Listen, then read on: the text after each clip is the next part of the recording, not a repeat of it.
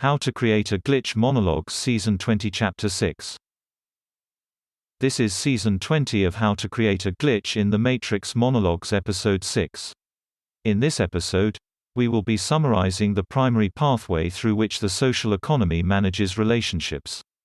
In past episodes we described how within the social economy there are two types of social contracts that reflect expectations.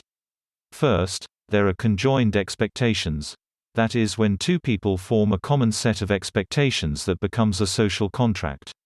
Second, there are divisive expectations contracts, where one person is meeting the expectations of another, while acting on the impression that their expectations will be met.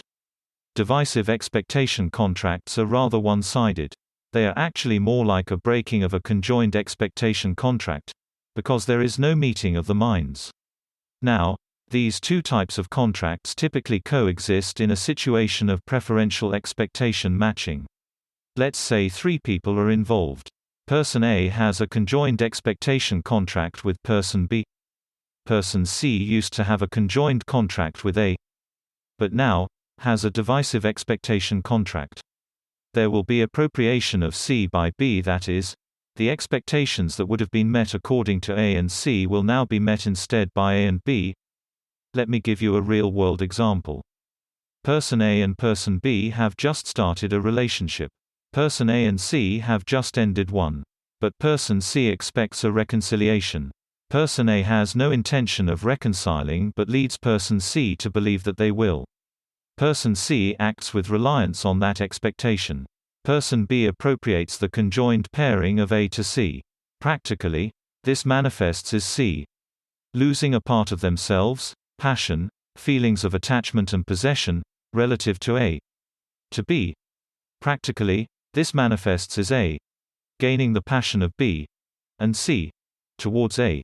In the end, a divisive contract with C and conjoined contract with B produces archetypal convergence between B and C, as well as appropriation, or the diminution of C's archetypal fit relative to A's expectations. Thus, it begins with union between C and B, and ends with the appropriation of C by B, according to A. While A gets the best of both worlds, the passion of B, and C, combined and closer archetypal fit of B, according to A's expectations. The manner by which all this occurs is according to the projections of each of the participants.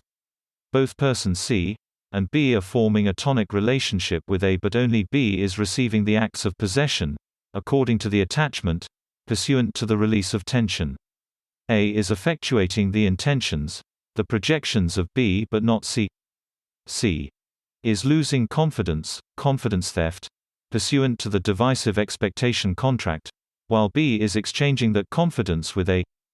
In this example, persons A and B have a consensual, joined, resonant reality, while person C has a dissonant consensual reality. This is how identity transmits through appropriation horizontally, that is, between social actors. But it can also transmit vertically, within the vertical selves of a person, that is from one reality or plate to the next. Appropriation in this case follows physical acts of possession. That is to say, if two selves have an attachment to a feeling, the feeling will be experienced by the self with access to physically express that feeling, acts of possession or handling, and the identity will be appropriated by the one from the other. In summary, in an almost mathematical way, the logic of the social economy manages our identity within non-consensual realities through attachment, possession and appropriation. That's the end of the podcast for today. If you enjoyed it, please like, comment and subscribe.